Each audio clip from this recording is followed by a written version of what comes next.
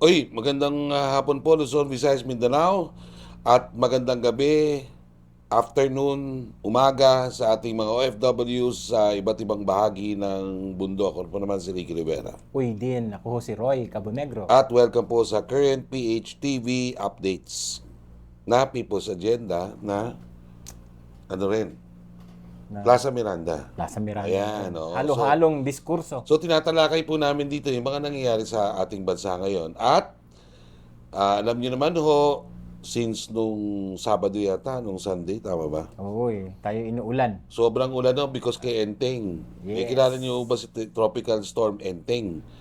Sino ba si Enteng sa popular ano? Sa popular, di ba si Enting Cabisote yun?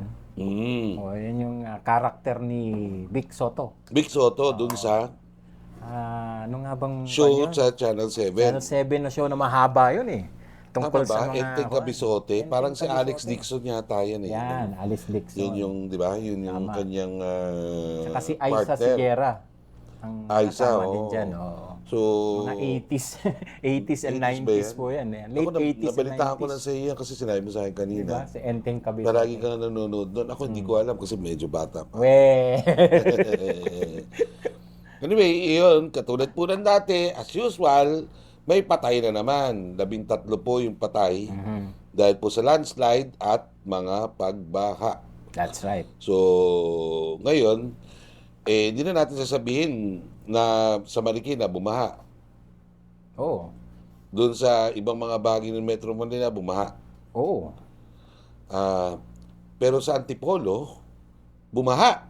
At yan ang bago. At Baras, bumaha. Bumaha. Oh. For the first time na matinding ang Kala ko baha. ba Mataas na baha. kala ko ba pag baha, doon lang sa mga low-lying areas? Anong masasabi mo, environmentalist? It seems tinatamaan niya lahat kasi ang mas mataas na bahagi, yung ating mga forested area, yung mga recharge area natin, denuded na talaga. No? Mukhang matindi na talaga ang problema natin kasi kahit yung mga matataas na lugar, ay binabaha na po ngayon. At hindi lang basta baha, malalakas na baha. Kaya yung mga video na napanood natin, parang ilog. Parang ilog? Parang whitewater rafting ang mangyayari dun sa'yo. Wow. Di ba? Naanod, mga puno, mga aso, mga... Pero ilang araw? Ayan ang tanong. Kasi sa ngayon, kasi ongoing pa, di ba? Ongoing pa. Pero hindi naman siya nagtagal. Yun din ang maganda. Nag-flash siya ng tuloy-tuloy. Ngayon, patuloy pa din. At hindi umabot sa third level. Kung ang pamantayan natin, Marikina River, hindi lumampas sa third warning. Okay. So, hindi siya yung tipo ng undoy na tatagal ng matagal, na nai-stuck. Mukhang nagtutuloy-tuloy yung pagdidrain. Pero yun nga lang, bakit binabaha? Pati upland. Yun siguro. Ba't nga ba? Yan ang dilema nga natin kasi mukhang siguro yung ating ina-anticipate na ganito lang ang pagkasira sa ating mga forest area, baka mas malala kasi otherwise hindi dapat yan mangyayari. Sabihin na natin ng diretso, wala na akong puno. Kung may puno man, ito yung mga tinanim na mga tarantadong mga loggers na siyempre, dahil katatanim-tanim lang nila, hindi pa masyadong ano yan, mga maliliit. Buti kung loggers, paano kung hindi na, tapos na yung logger, quarry naman. Ayan, yung pa. Kasi yun, di mo na matataniman yun. Quarry Oo, na meron tayong isang video diyan, no, na ipapalabas natin very soon. No, sapagkat pumunta tayo doon sa Marikina watershed. Ano nakita mo ba doon sa yung naglibot tayo sa Marikina? Yun, sa Upper Marikina River Basin, Ricky, naglibot tayo doon. Nakita natin yung mga illegal at legal. Okay. Pero syempre, mas malalaki yung legal. Pero makikita mo, madami. Teka, may illegal ba doon sa sa basin? Well, sa labas siya ng basin technically, pero katabing-katabi ng protected area. At doon naman sa loob naman yung kabila, yung nakita natin sa Tanay, katabing-katabi lang siya, right adjacent to. Yun namang nakita natin sa Montalban, sa loob mismo, hindi ng protected area, pero sa baba ng ancestral domain. Na halos pataas na rin yun kasi paakyat yun eh. Katabi ng kanilang dump site.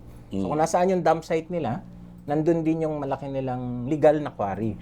Pero pag nakita mo yung scale, talagang ubos. Ubos talaga, no? Yung mga bundok doon. Putol na Di ba putol. basin nga? Protected area. Bakit merong quarry? Kasi may mga tinatawag, Ricky, na mga, mga vested rights. Yung tipong nai-exempt siya doon sa mga protected area.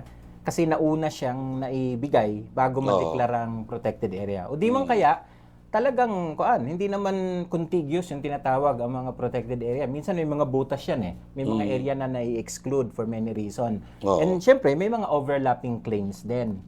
Na ang iba dyan, maaari pang i-question sa korte kasi nga nag-overlap yung mga claims between alienable and disposable to forest area, to protected area, to ancestral domain. Ba't di na lang simplihan yung batas? Kung protected, protected. Wala nang kung ano-ano pa. Well, without a national land use law na Yan. magra-rationalize nito lahat, na pinigilan ng isang magaling nating senador, Sino ba yan? senadora, Sino yan? na ngayon ay anak naman yan tumatakbo. Sino nga yan? Sigurado na yan. Sabihin mo na. Siyempre yung ating mga pamilyang bilyar, no? Bakit Hindi si na Cynthia nakontento. Hindi na nakontento na pigilan ng Land Use Act. bakit yung Pamalakaya, yung environmental groups, yung Oceana,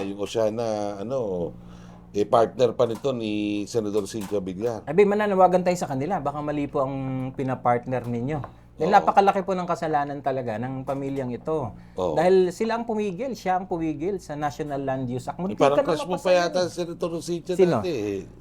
Sino sa kanila? Si Ma'am Camille? No. Hindi ko naman siya kilala eh. Ngayon lang naman siya nagpapakilala eh. Di ba narinig mo kahit nasa bus ka. Aga-aga narinig mo pangalan. Ano ba yan? Familiar naman yung meron na pangalan sa bus. kasi. Nakakasuka nga. Aga-aga, nandyan na maririnig mo kada umaga. Sumasakay ka ng bus mula Cavite. Nakakasuya. Di ba meron ng bilyar sa Senado? Kaya nga, hindi nga makontento. Siguro hanggang apo at saka mga apo sa tuhod gusto nila isaksak. At least mabukasan na po yung mga kababayan, yung ating mga mata, hingin sa realidad na ganyan, ano? Pero kung ako lang, talaga ipasa nyo na yung National Land Use Act. Land Use Act. Para sa ma-rationalize po natin. pag protected, protected. Wala That's na yung right. mga kung ano-anong mga sinasabi mo nga kanina na nagki-criss-cross yung mga claims o yung mga... Kasi pag sinabi mo protected basin yan, ibig sabihin yan, hindi dapat ginagalaw. Tsaka hindi piecemeal ang mangyayari sa pag-define, Ricky. Nationwide. Tama. Nag-define yung bansa. Saan ba dyan ang para sa ganito at para sa ganyan? Correct. Yun ang oo. maganda po sa national land use. Correct. Ngayon, kung may mga area, for example, na pang mining, hindi pang mining sila. That's right. Kung pang basin yan, basin. Kasi mas maliit po ang risk kung pinagsama-sama mo yung magkakapareho. Kaysa yung nagdidikitan sila.